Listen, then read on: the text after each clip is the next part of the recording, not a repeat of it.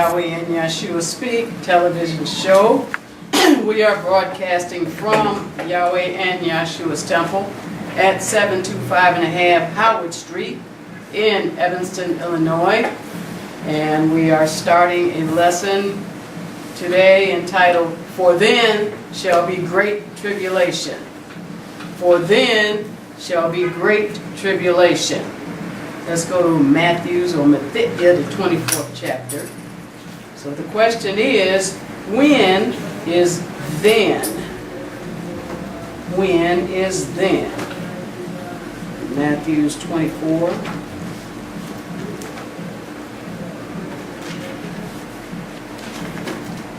I'm going to read one verse, verse 21.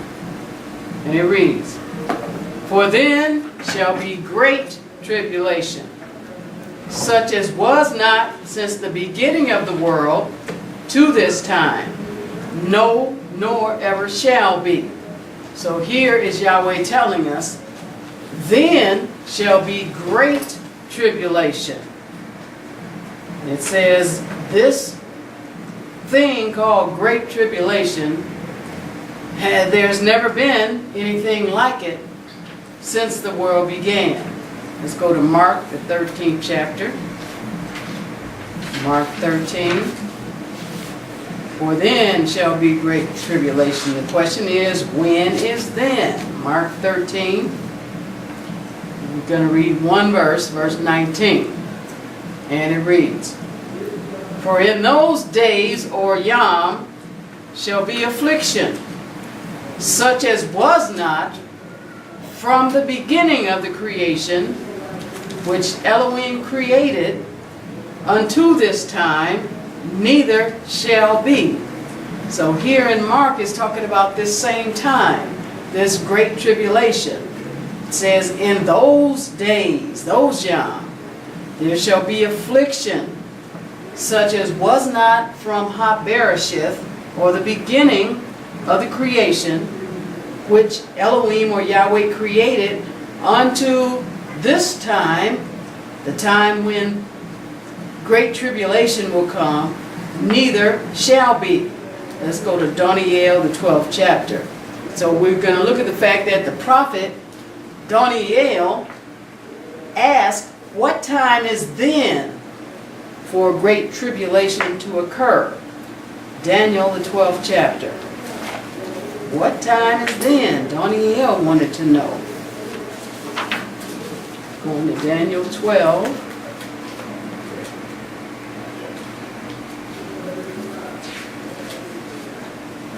And we're going to start at verse 7. Daniel 12. And verse 7 reads, And I heard the man clothed in linen, which was upon the waters or Hamayim of the river, when he held up his right or Yamin hand, and his Samu or left hand unto Shemayim, and swear by him that Kaya or liveth forever, that it shall be for a time, times and a half, and when he shall have accomplished to scatter Hamashel, or the power of the holy or Kadesh people, all these things shall be finished. So here in Layil we're reading about the same great tribulation, the same time that we read about in Matthew and Mark. And this Malach, it says that he held up his right hand and his left hand unto heaven, and swear by him that liveth forever, talking about the Creator, Yahweh, that great tribulation shall be for a time, times and a half. And that during this period of time, the power of the holy people shall be scattered. Verse 8, And I heard, but I been or understood not. Then said I, O my master, what shall be the end of these things? So here's Layil He's asking a question. When is then? What is this time, times and a half a time? He heard what the Malach said, but he didn't understand it. And he asked him the question, what shall be the end of these things? Verse 9, and he said, go thy way, Daniel, for the words, or Hadabar, are closed up and sealed till the time of the end. Verse 10, many shall be purified and made white and tried, but the wicked shall do wickedly, and none of the wicked shall understand, but the wise shall understand. So the Malach, in answer to Daniel's question, he told him to go your way, Daniel, because these words are closed up and they're sealed till the time of the end. That closed up and sealed means they're shut up, they're marked, they're affixed by a seal until the end of time, which is also called the last or latter days. And verse 10 said that during this time, times and a half a time, many shall be purified and made white and tried. But the wicked shall do wickedly. None of the wicked shall understand this time, but the wise shall understand it during what's called the end of time, or the last or latter days. Let's go to Jeremiah 23. Jeremiah or Jeremiah 23.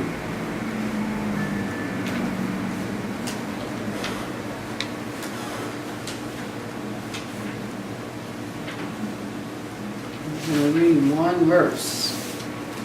Verse 20. Jeremiah 23. And verse 20 reads, the anger of Yahweh shall not return until he have executed, until he have performed the thoughts of his lave, or his pay, his heart, in the latter or last Yowm. Ye shall consider it perfectly. So this refers to the words that were closed up and sealed till the end of time. Here is Yahweh telling us in Jeremiah that people in these end of time in the last days shall think about it and meditate on it, and they'll understand it and they'll get it right. Unlike Daniel, who was told to go his way because it was closed up and sealed. It was not for him to understand. Let's go to Hosea, the 3rd chapter. So there are future events foretold in the Bible that were to be understood more clearly in the last or latter days. This Hebrew word for latter is Acharith. That's Achariyth. And that is the word that's in Jeremiah 23 and 20. And it's for the English word latter, and it means the end, the hindermost part of an event or issue. Going to Hosea, the 3rd chapter. The hindermost or last part of an event or issue. Hosea, the 3rd chapter, and we're going to start at verse 4. Hosea 3 and verse 4 reads, for the children of Israel shall abide many days, many Yowm, without a king or melech, and without a nasi or prince, and without a sacrifice, and without an image, and without an ephod, and without teraphim. So we understand that there used to be Shemite kings over the children of Israel, and Yahweh is telling us that You can recognize the end or the latter days by the fact that for many days, he's talking about many years, they didn't have a king. They didn't have a prince. The sacrificial law that was the priests were over, that has stopped. And they don't wear the garb, and they don't have the things that relate to the children of Israel and their culture and who they are for many days. And most of them have forgotten all about it and have been Europeanized and westernized to where they think it belongs to somebody else. That is one of the things that will be happening and is happening in the last or latter days. Verse 5. Afterward shall the children of Israel return and seek Yahweh their Elohim, and Dawid their Melech, and shall fear Yahweh and his Tob in the latter Yowm. So Yahweh is letting us know after the children of Israel go without being a king, without princes, without understanding who they are, out of the land, without having lost everything about themselves, says afterward, when they come back to Yahweh, when they seek Yahweh, and then this is talking about actually during what's called the millennium period, or the 1,000-year period, it says that Dawid will be their king. He will be king up under Yahshua, who will be the king of kings. And then it says they'll respect Yahweh, and they'll respect his goodness in the last days. Let's go back to Daniel, the 7th chapter. So because it is the last days, or the end times, unlike Daniel, we understand, Yahweh has allowed us to understand, Great Tribulation is a period referred to as we saw in Daniel, times and a half, or times, and the dividing of times, meaning 3.5 years long. We're going to Daniel, the 7th chapter.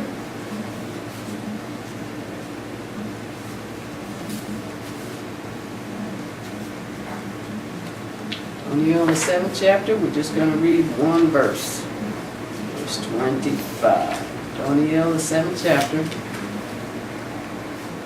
And verse 25 reads, and he shall amar or speak great words or dabar against El Elyon, the Most High, and shall wear out Hakadeshim, the saints of El Elyon, and think to change times and laws, and they shall be given into his hand until a time and times and dividing of time. So here is Yahweh confirming in another place in Daniel about this 3.5-year period, and this is talking about the same thing at the time of what's called Great Tribulation.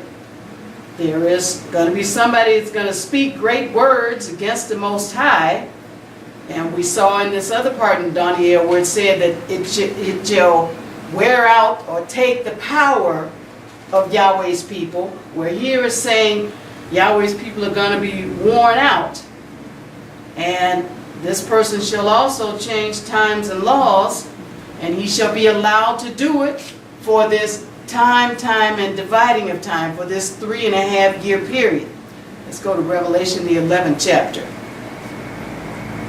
So this period is also referred to as being 42 months. Revelation 11.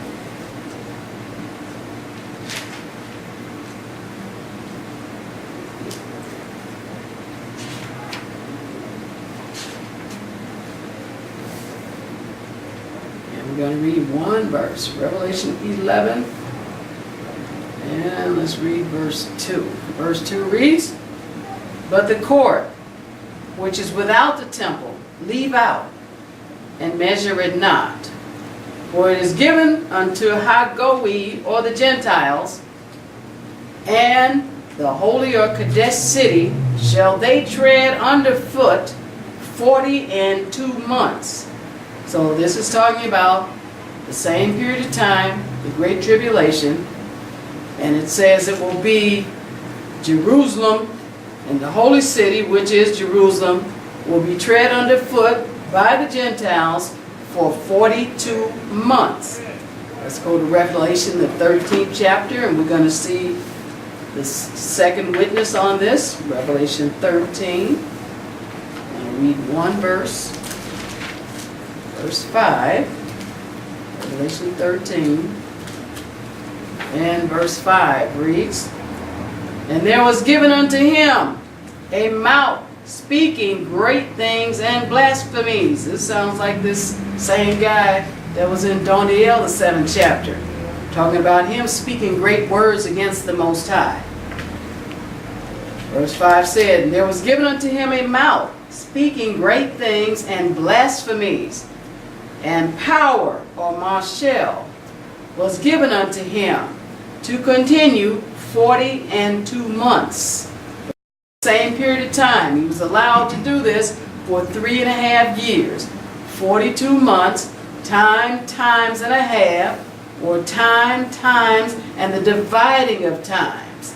Let's go back to Daniel, the 12th chapter.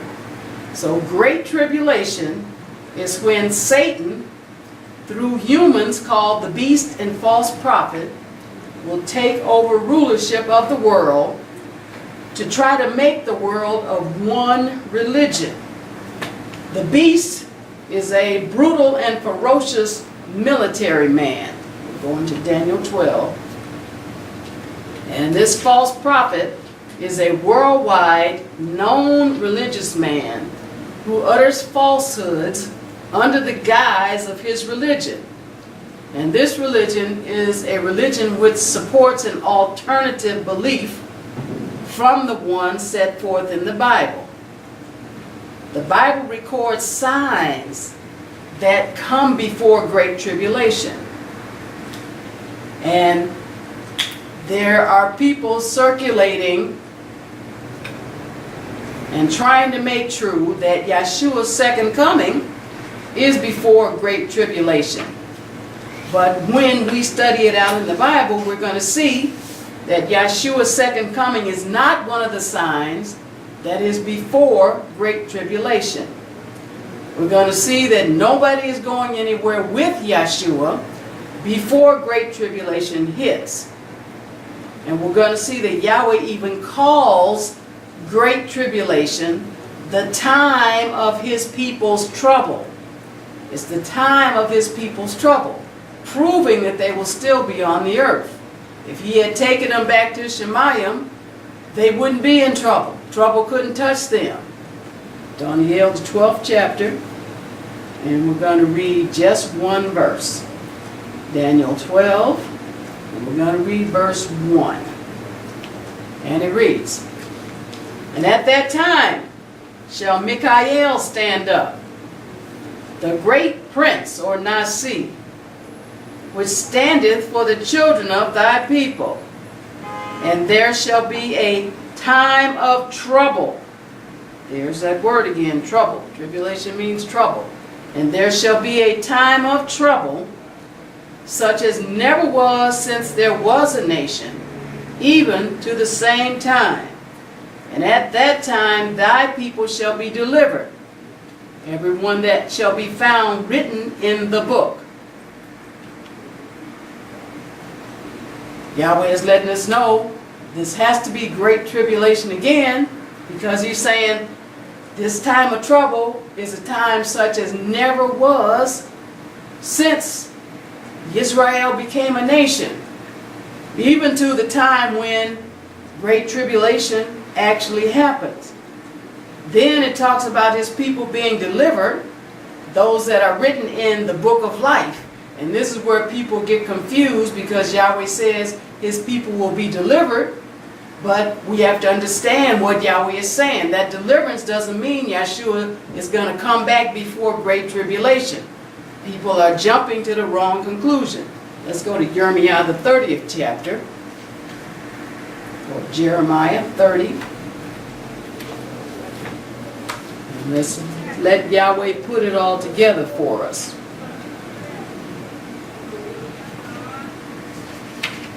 Jeremiah 30. And we're going to read one verse. Verse 7. Jeremiah 30 and verse 7. We're going to see where Yahweh calls great tribulation the time of his people's trouble, which proves that they will still be here on earth.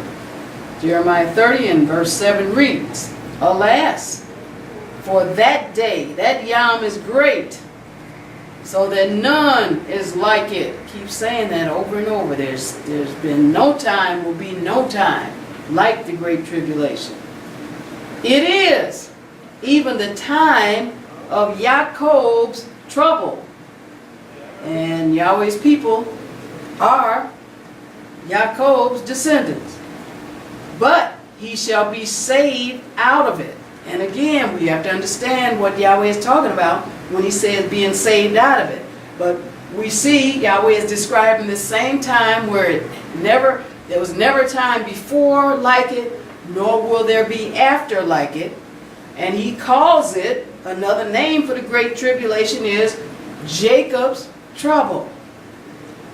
So it says he shall be saved out of it, but deliverance does not mean that anybody will leave the earth with Yahshua before great tribulation comes.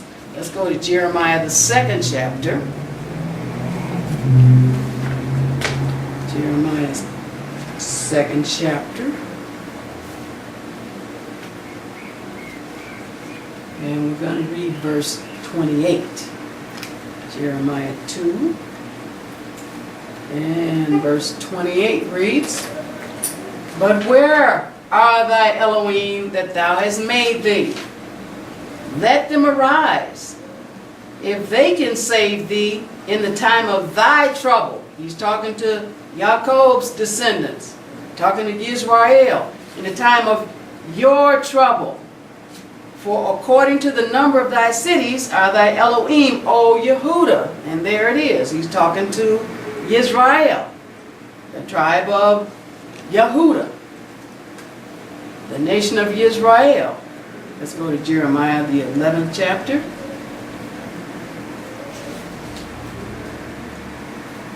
Jeremiah 11. And we're going to read one verse. Verse 12. Jeremiah 11.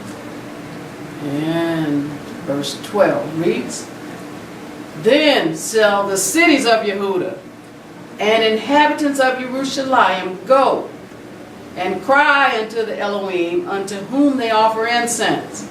But they shall not save them at all in the time of their trouble. Here's Yahweh letting us know again. It's still talking about great tribulation. Nothing will be able to save them from their trouble. Now Yahweh said they will be delivered out of their trouble, or the time of Jacob's trouble. So in what way is he talking about? Go to Revelation, the 1st chapter. So we've all heard about the movie Left Behind and other movies and books theorizing that Yahshua's second coming will precede great tribulation. And he's going to swoop in and take his people away so they cannot be hurt during great tribulation. But now let's look at the Bible facts. Revelation, the 1st chapter.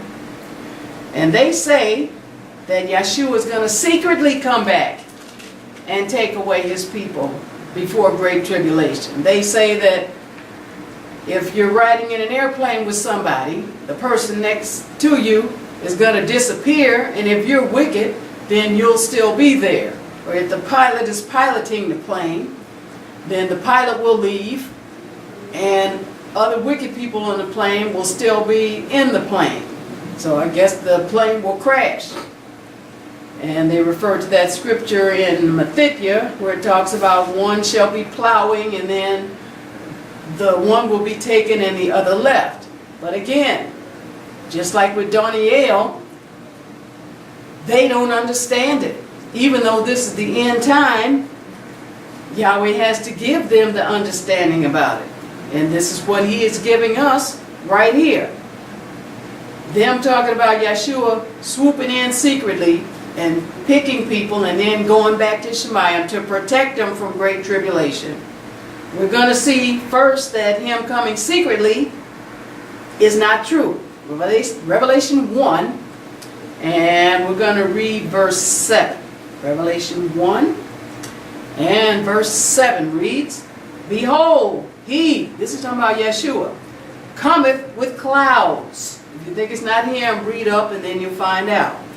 And every eye shall see him, and they also which pierced him. Now, if you know your Bible, you know it's talking about Yahshua. He was the only one that was pierced. They pierced him in the side. They didn't break his legs. They pierced him in the side to make sure he was dead before they took him off the cross. Verse 7 says, Behold, he cometh with clouds, and every eye, it's talking about every human being, shall see him. And they also which pierced him, and all kindreds of the earth, this is people on the earth, shall wail, they're going to cry because of him. Even so, Amen. And verse 8, I am Aleph and Tav, Ha-Bereshit, the beginning and the ending, saith Yahshua, which is, and which was, and which is to come, El Shaddai. So in the 7th verse where it says he's coming and every eye shall see him, and they see him, and the people on earth are going to start wailing, crying. It says, why? Because of him. So a public event that every eye sees is not a secret. Go to Matthews or Matthew 24. Secrets are things that most people don't see. Most people don't know about. But this is public. And it says everybody will know about this. Everybody will see it. Then they'll have a response to it. They'll be upset. They're going to cry. Matthews 24. And we're going to read one verse. Verse 27. Matthews 24.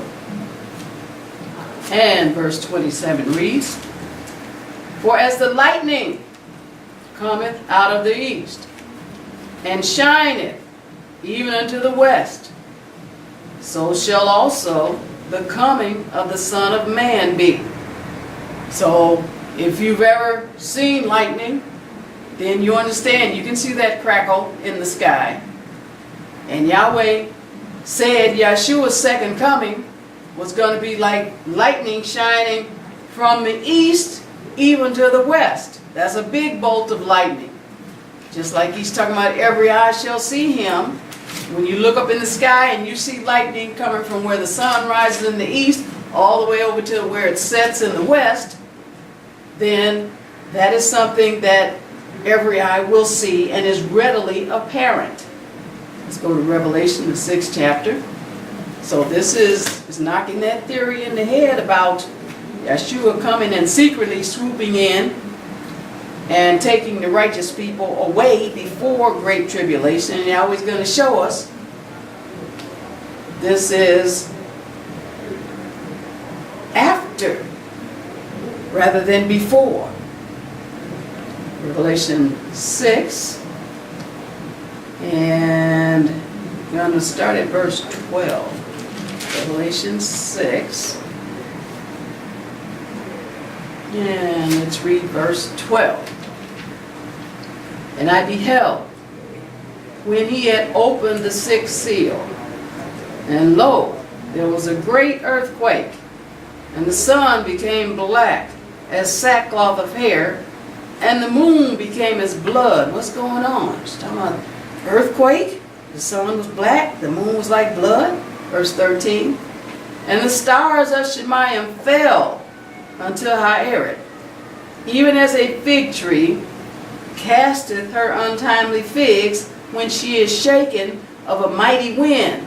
So here's a whole bunch of dramatic things that are going to happen and be seen in the sky. And this is talking about before Yahshua's second coming. Again, proving that it's not secret. It's going to be a public event. Verse 14. And Hashemayim, or the heaven, departed as a scroll. It rolled back, the sky rolled back. When it is rolled together, and every mountain and island were moved out of their places. So you're talking about landslides, you're talking about being able to look up, and it says, the sky rolled back like a scroll. What was there when the sky rolled back like a scroll? Verse 15. And Hamelech, or the kings of Ha'eret, the earth, and the great men, and the rich men, and the chief captains, and the mighty men, and every bondman, and every free man, hid themselves in the dens and in the rocks of the mountains. Why are they hiding? The heaven is rolled back as a scroll, and they're looking up, and they see something. What do they see? Verse 16. And said to the mountains and rocks, fall on us, and hide us from the face. They see somebody's face up in Shemayim when the sky is rolled back like a scroll. They said to the mountains and rocks, fall on us, and hide us from the face of him that sitteth on the throne, and from the wrath of the Lamb. So they're saying the Father and the Son. They're definitely seeing the Father. And they're asking for the mountains and the rocks to fall on them and hide them from the face of him that sits on the throne and from the wrath of the Lamb. Let's go to Yeshayah or Isaiah. So again, a public event that every eye sees, lightning cracking from the east to the west, heaven rolling back like a scroll, people looking up and seeing the Father on the throne. I mean, people, we know that they're rewriting the dictionaries and redefining everything, but my goodness, they have totally redefined what the secret is. Isaiah or Yeshayah 26. Because this is not secret at all. Isaiah 26 and 1 verse. Verse 21. Isaiah 26 and verse 21 reads, for behold, Yahshua cometh. He's talking about his second coming. Out of his place. His place is seated on the right hand of the Father in Shemayim. What's he coming for? To punish the inhabitants of Ha'eret, the earth, for their iniquity. Ha'eret, or the earth, also shall disclose her dam or her blood, and shall no more cover her slain. So it's talking. That's why these men, every bondman, the mighty men, the rich men, the chief captains went to hide in the caves and the rocks and the mountains, and saying, fall on us, hide us. Said, from the Father that's sitting on the throne and from the wrath of the Lamb. Then Yeshayah tells us, because Yahshua is coming to punish the inhabitants of the earth for their iniquity. Go to Revelation 11. But again, when? The title of the lesson is, for then there shall be great tribulation. And we have been told a lie about when great tribulation is. Revelation 11. They're saying Yahshua comes before great tribulation. But Yahweh, the Bible, says the opposite. Revelation 11 and 1 verse. Verse 18. Revelation 11. And let's read verse 18, and it reads, and the nations were angry, and thy wrath is come. Talking about Yahshua's wrath. And the time of the dead, or Hamuth, that they should be judged, and that thou shouldest give reward unto thy Ebed, thy servants, Hanabi, the prophets, and to Hakadeshim, the saints, and to them that reverence thy Shem, thy name, small and great, and shouldest destroy them which destroy the earth. So now this is talking about Yahshua's second coming. We got to forget, let's go to Matthew 24. Forget about Left Behind, forget about all those movies, forget about the books and believe the Bible. We're getting ready to look and see. We looked at Yahshua's second coming. Now Yahweh's going to show us exactly when Yahshua's second coming is and when Great Tribulation is. Believe the Bible. Go to Matthew 24. The Bible records that Great Tribulation will happen before, not after, Yahshua's second coming. Even the exact words after the tribulation are used in the Bible when it talks about Yahshua's second coming. Matthew 24. Matthew 24. And we're going to read, start at verse 29. Matthew 24 and verse 29 reads, immediately after the tribulation. So something's happening immediately after Great Tribulation. Immediately after the tribulation of those days shall the sun be darkened. We read in another place about the sun being darkened. And the moon shall not give her light. And the stars shall fall from heaven. We read about that. And the powers of the heavens shall be shaken. What is this that's happening immediately after the tribulation of those days? Verse 30. And then shall appear the sign of the Son of Man in heaven. And then shall all the tribes of the earth mourn. And they shall see the Son of Man coming in the clouds of heaven with power and great glory. So we saw in verse 29, immediately after the tribulation. Verse 30 says, then they'll see the Son of Man coming. Then Yahshua will come the second time, immediately after the tribulation. Verse 31, and he shall send his malachim, or angels, with a great sound of a shofar, and they shall gather together his elect from the four winds, from one end of Shemayim to the other. So now here is him gathering the righteous people. Immediately after the tribulation. Go to 2 Thessalonians, the 2nd chapter. So great tribulation will happen before, not after Yahshua's second coming. And anybody thinking that people will leave the earth before great tribulation occurs needs to think again. Because the Bible does not record that. 2 Thessalonians 2. And they're going to be in for a rude awakening when they find themselves in the midst of great tribulation, thinking that they're going to be taken away before it happens. But great tribulation happens before Yahshua's second coming, not after. 2 Thessalonians 2, and we're going to start at verse 1.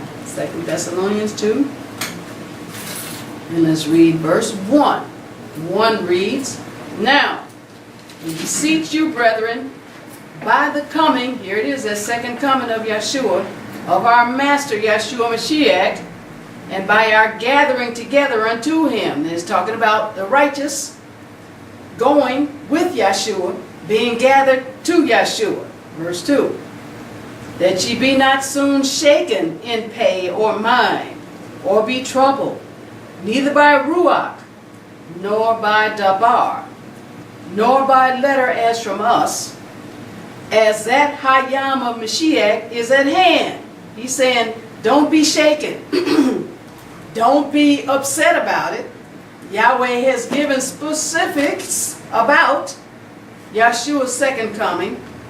And we're going to see he's given specifics about great tribulation, when it is. Verse 3. And it says, let no man deceive you. So again, left behind in all this, it's a whole lot of deception out here. But if we read the Bible and believe what Yahweh says, we won't be deceived. Let no man deceive you by any means. For that Yowm shall not come, Yahshua shall not come, he shall not make his second coming until what? Except there come a falling away first, and that man of sin, this is talking about the Antichrist,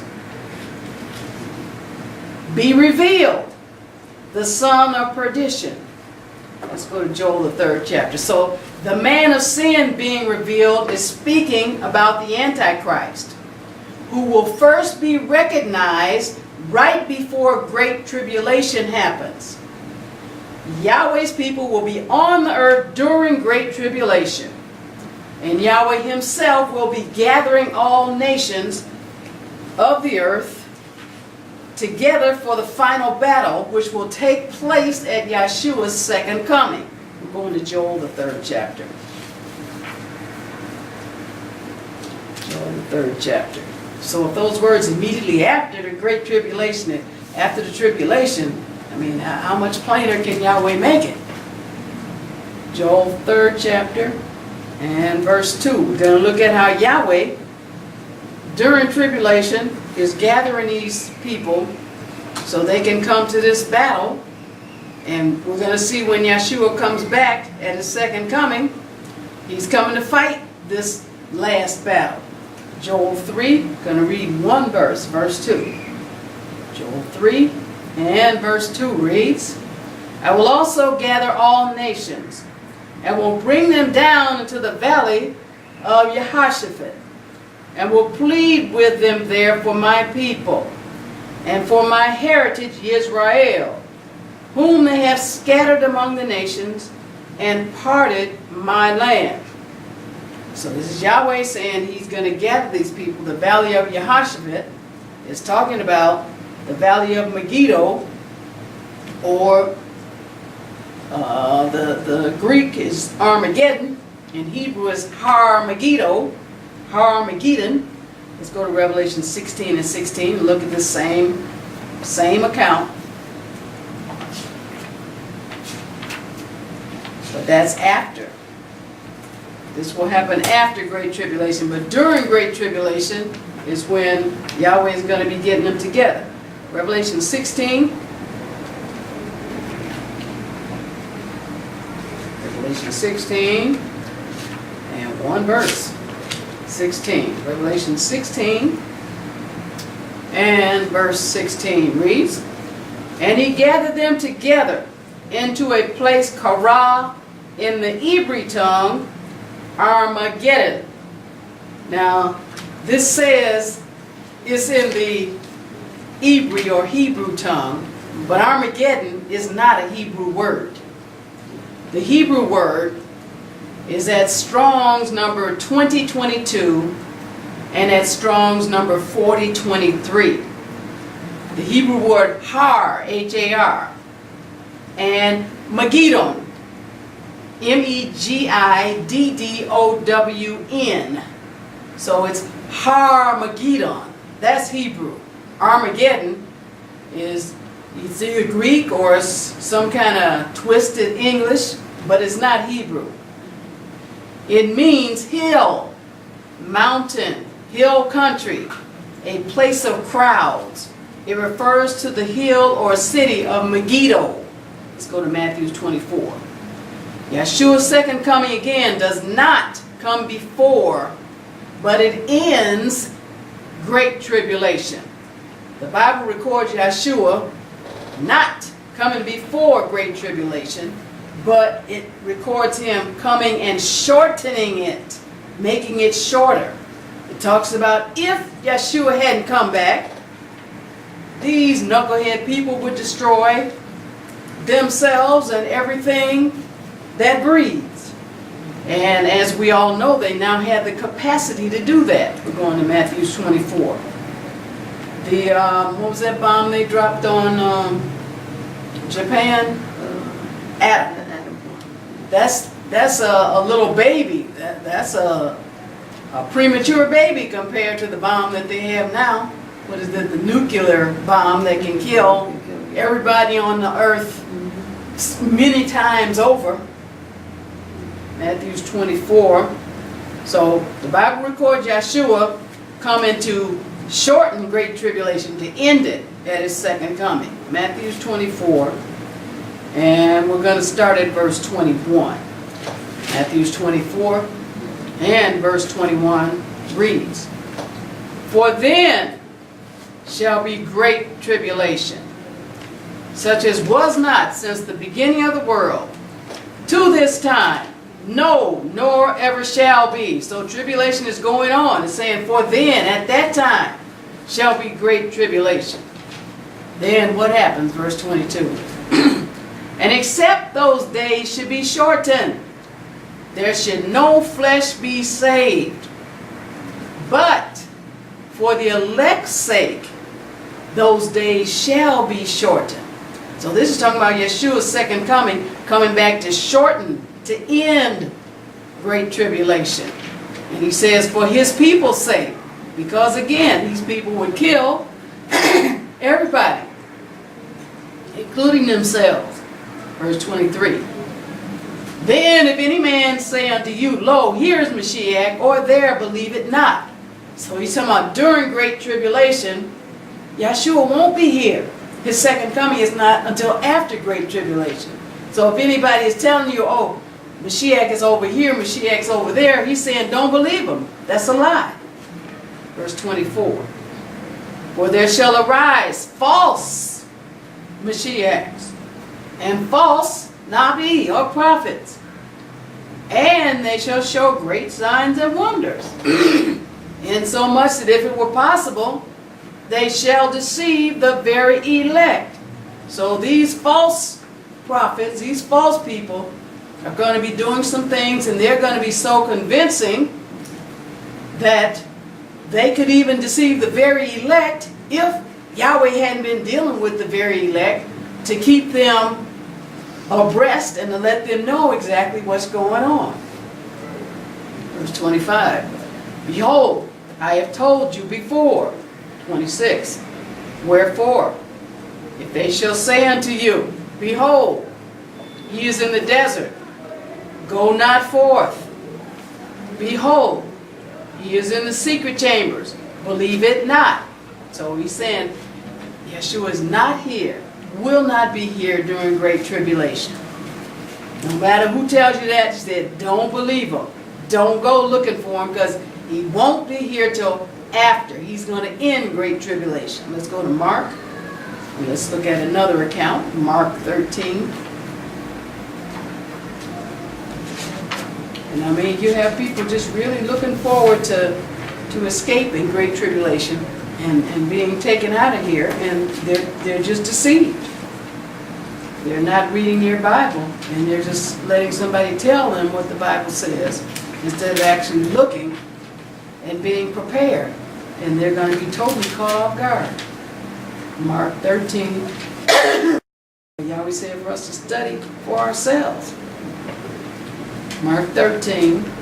We're going to start at verse 19.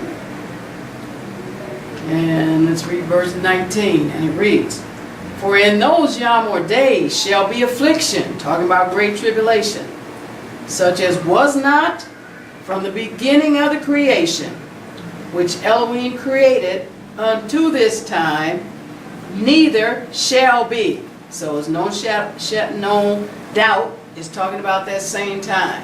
It keeps using that expression. Before or after, there was never a time like great tribulation. Verse 20. "And except that the master had shortened those days of Yowm, no flesh should be saved. But for the elect's sake, whom he hath chosen, he hath shortened Yowm." So it's talking about Yeshua's second coming after great tribulation, and he's going to end great tribulation. Great tribulation is going to be for 3.5 years, but if Yahshua didn't come back when he did, and all the people are gathered to fight this battle of Armageddon or Armageddon, they would destroy the earth and everything on the earth. Verse 21. And then if any man shall say to you, lo, here's Mashiach, or lo, he is there, don't believe him. It's not true. Yahshua will not be here before Great Tribulation or during Great Tribulation. 22. For false Mashiachs and false prophets shall rise, and shall show signs and wonders to seduce, if it were possible, even the elect. That's who Hasatan is really after. He could care less about these people that are biblically ignorant. He already has them. He's looking to get you and me. He's looking to trick us and have us not be abreast and up to date of what Yahweh said about the signs to watch for, about when he said Yahshua is coming back, about when Great Tribulation is, and just the exact order that these things will happen in. Verse 23. But take ye heed, behold, I have foretold you all things. 24. But in those Yowm, after that tribulation, here we go now, and they're going to tell us when Yahshua comes back. Whoever's saying Yahshua is here during the Great Tribulation, don't believe him. That's a lie. Now Yahweh's going to tell us when he's coming back. But in those days, after that tribulation, after, there's a big difference between before and after. There's a big difference between before and during. It says after that tribulation, talks about the sun shall be darkened, and the moon shall not give her light. 25. And the stars of Shemayim shall fall, and Hamashel that are in Shemayim shall be shaken. Then what's going to happen? 26. Then shall they see the Son of Man, talking about Yahshua. Then, and he used the words after tribulation again. Then shall they see the Son of Man coming in the clouds with great power and glory. Let's go to Revelation 19. So Yahshua, after Great Tribulation, will bring down an army from heaven at his second coming to fight at the battle of Armageddon. Revelation 19.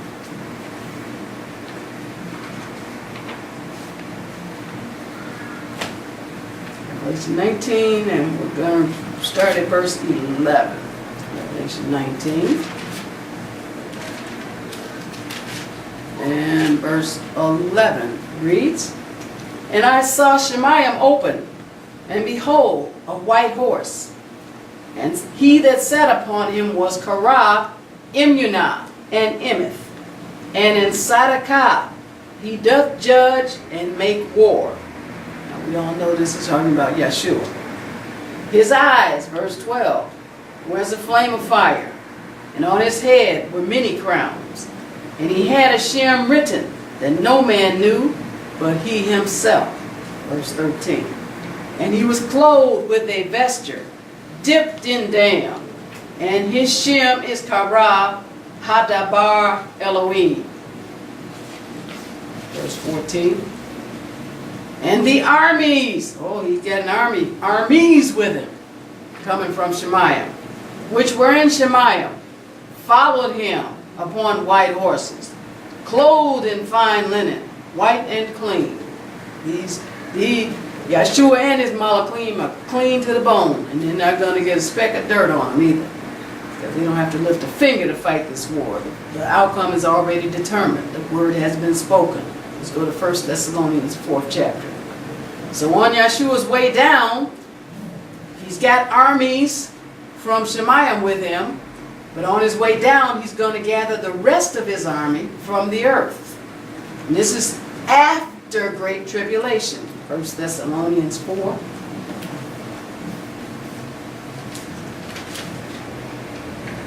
All things in time, and all things in the truth of time. 1 Thessalonians 4. And we're going to start at verse 14. 1 Thessalonians 4 and verse 14. He's got his army from Shemayim coming with him at his second coming after the great tribulation. Now he's going to gather the rest of his army from the earth. And let's read verse 14. And it reads, "For if we believe that Yahshua moved and rose again, even so them also which sleep in Yahshua will Elohim bring with him." Yahshua's going to bring him with him. How's he going to do it? Verse 15. "For this we say unto you, by Hadabar of Yahweh, that we which are alive and remain unto the coming of Yahshua shall not prevent them which have died or are asleep in Yahshua." Verse 16. "For Yahshua himself shall descend from Shemayim with a shout, with the voice of the archangel, and with Hashofar of Elohim. And Hamuth in Mashiach shall rise first." This is Yahshua gathering his army from the earth. 17. "Then we which are alive and remain shall be caught up together with them in the clouds to meet Yahshua and his army that's in the air. And so shall we ever be with Yahshua." Yeah, where Yahshua is, we will be with him. Well, now we're going to see, where is Yahshua coming? He's not coming in midair and then turning around going back. He is coming down, and he's going to come down to the earth. Go to Zechariah or Zechariah 14. So Yahshua and his armies, army from Shemayim and the army he gathered from the earth, after great tribulation, will touch down in the